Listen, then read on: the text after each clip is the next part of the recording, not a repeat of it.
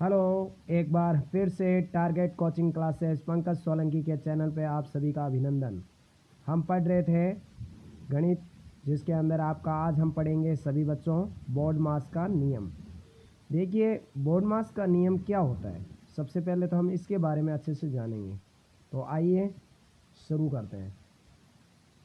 देखिए, जैसा कि नाम से पता चल रहा है, BODMAS बोर्ड मास।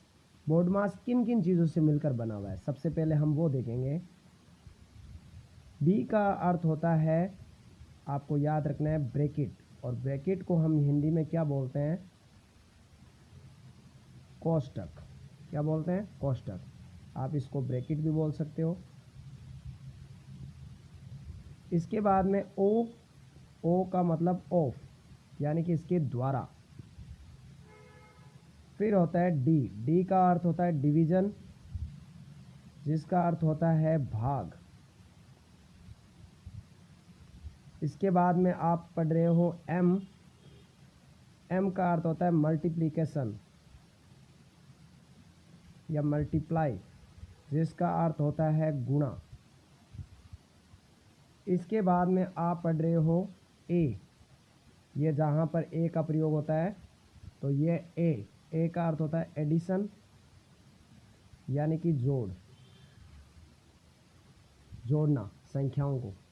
उसके पश्चात आप पढ़ रहे हो एस, यानी कि सब्ट्रैक्शन, जिसे हम कहते हैं घटाव, या गणित की भाषा में हम इसे बोलते हैं व्यंकलन। क्या बोलते हैं? घटाव या व्यंकलन।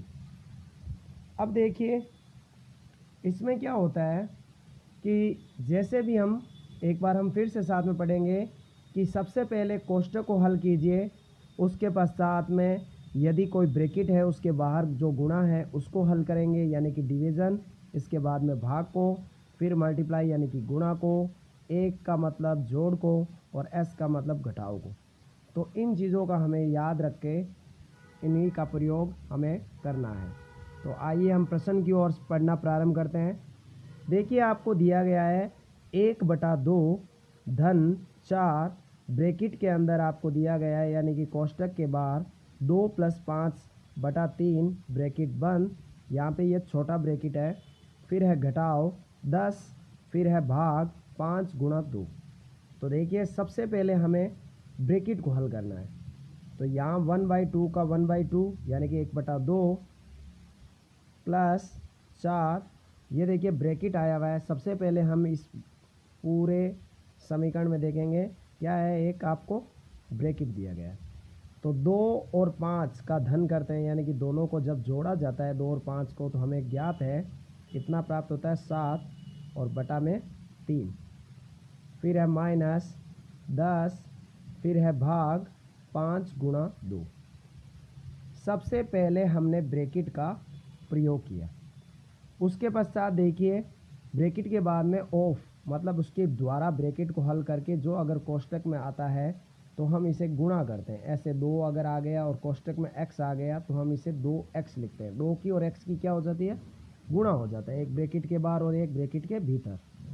तो देखिए, वापस 1/2 प्लस इस 4 और 7 के बीच में यहाँ कोई भी चिन्ह नहीं है, तो यहाँ हो जाती है इनके बीच में गुणा। तो 4 की 7 से गुणा किया, ऑफ यानी कि गुणा 28/3। 4 का पहाड़ा 7 बार बोलेंगे तो आ जाएगा 28, और बटा में 3 है तो 3। माइनस का 10, यहाँ देखिए आपको जब ऑफ हल करते हैं फिर होता है डिवीज़न, यानी कि डिवीज़न का मतलब भाग को हल करना है। तो यहाँ देखिए 10/5, यानी कि 10 में जब हम 5 का भाग देते हैं तो हमें कितना प्राप्त होता है? 2। तो यहाँ मैं लिखूँगा 10। एक बार पहले हम इसे वापस लिखेंगे क्योंकि यहाँ ब्रैकेट पे हल किया। अब देखिए 1/2 प्लस 28/3 माइनस 10 में 5 का भाग दिया, कितना प्राप्त हुआ? 2, जो कि अभी हमने सीखा था, और गुणा में 2। तो हमारा ये डिवीज़न वाला पार्ट कंप्लीट हुआ। जब 10 में हमने 5 का भाग दिया तो 2 प्राप्त हो गया। डिवीज़न के बाद में, यानी कि भाग के बाद में आता है गुणा, यानी कि मल्टीप्लिकेशन। तो अब हम गुणा को हल करेंगे। यहाँ हो गया 1/2 प्लस 28/3 माइनस 2 की 2 से गुणा करते हैं, 2 2 4। तो अब इन्हें हल करना है तो यहाँ अपोन में, क्योंकि 4 यहाँ पे एक प्रकार की पूर्ण संख्या है तो इसे हमने ये भिन्न के रूप में बनाया है, जिससे किसी भी प्रकार से कोई भी परिवर्तन ना हो। 1/2 प्लस 28/3 माइनस 4/1। तो इसे हल करने के लिए हम यहाँ पे लिखेंगे हरों का लेशे। कितना? 2 3 और 1। इसके हर में 2 है, यहाँ 3 है, यहाँ 1 है, तो 2 तिया 6। यानी कि जब हम हरों का लेशे ज्ञात करते हैं 2 और 3 का, तो क्या आएगा? पहले 2 एकम 2, फिर 3, और 3 में 3 आता है 1 और 1। तो यहाँ इनकी गुणा करेंगे, 2 को 3 से गुणा किया, 2 तिया 6। तो ये हरों का हमारे पास 6 प्राप्त हुआ। यहाँ लिखेंगे 6। अब हम देखेंगे कि 2 का पहाड़ा कब तक बोला जाए कि हमें 6 प्राप्त हो। तो 2 एकम 2, 2 2 4 और 2 तिया 6। कितनी बार आया वो यहाँ लिखेंगे। अब इसके अंश यानी कि हर का पहाड़ा बोलना है और अंश की गुणा करनी है। तो 3 की किससे गुणा करेंगे? यहाँ हमारे पास है 1, क्योंकि इसके हर में क्या है? 1। यहाँ आगे हमें चिन्ह किसका है? प्लस का, यानी कि धनात्मक का, तो धन लिखेंगे। फिर 3 का पहाड़ा, हर का पहाड़ा बोलना है। 3 के पहाड़े में 6 कितनी बार प्राप्त होता है? तो 3 एकम 3, 3 2 6। इसके अंश में क्या है? इसका पहाड़ा बोला तो इसके अंश में है 28, यह लिखेंगे 28। फिर है ऋणात्मक यानी कि माइनस का चिन्ह, जिसे व्यंकलन या घटाव कहते हैं। फिर 1 में 6 कितनी बार आता है? तो 6 बार आता है, और 6 की इस 4 से क्या करेंगे? गुणा। ठीक है, तो ये हो गया 6 × 4। गुणा करके लिखेंगे तो 3 की जब हमने 1 से गुणा किया 3, प्लस 2 का 28 से गुणा किया, 28 2 56, और 6 की जब 4 से किया, 6 चौक 24, बटा में हमें क्या प्राप्त हुआ? 6।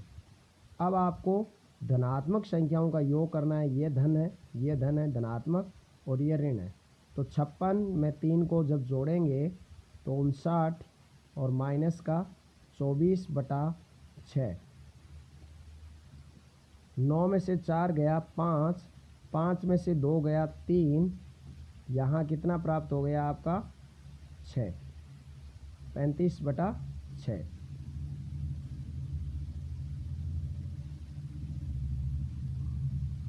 अब देखिए 35/6, 35 में 6 का क्या करेंगे? भाग देंगे, तो आपका आंसर कितना प्राप्त हो जाएगा? 35 में 6 का देंगे, 6 5 30, फिर पीछे 5, तो यहाँ हो गया 5 सही 5/6।